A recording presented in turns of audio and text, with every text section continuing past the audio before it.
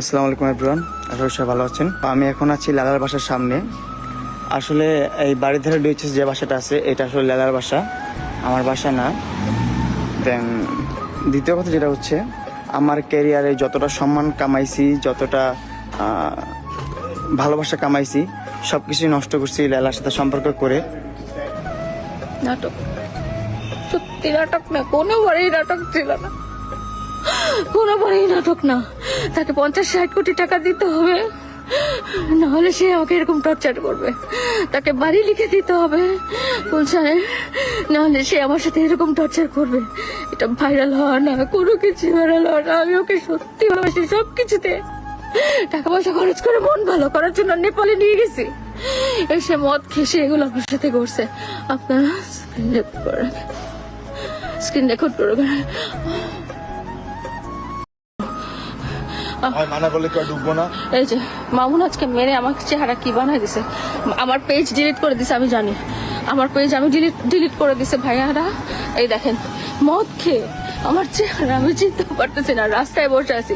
Mobile দিয়ে মেরে আমাকে কি করছে আপনারা কেউ স্ক্রিন রেকর্ড করে ফেলেন। আমি রাস্তায় বসে আছি, এটা এটা মোবাইল দিয়ে মেরে আমার চেহারা কি করে দিছে। আমার পেজ, আমার টিকটক, আমার সবকিছু ডিলিট করে দিছে। মদ খেয়ে মাতালো আজকে এগুলো করছে।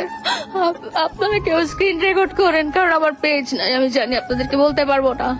আমি বাড়িধারা টিএইচএসে আছি, আমি 999 কল দিছি।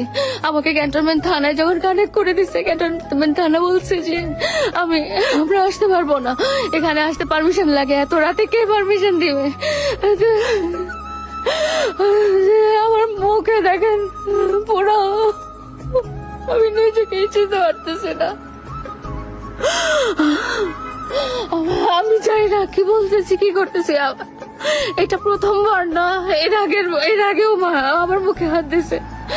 আপনারা কাইন্ডলি স্ক্রিন রেকর্ড করেন এবং দেখেন এত আদর করার পরে, এত যত্ন করার পরে, এত এত কিছু অর্জন করার পরে আমি প্রতিদানে এইসব পাইছি, এইসব শিখছে ওর মা বাবার কাছ থেকে।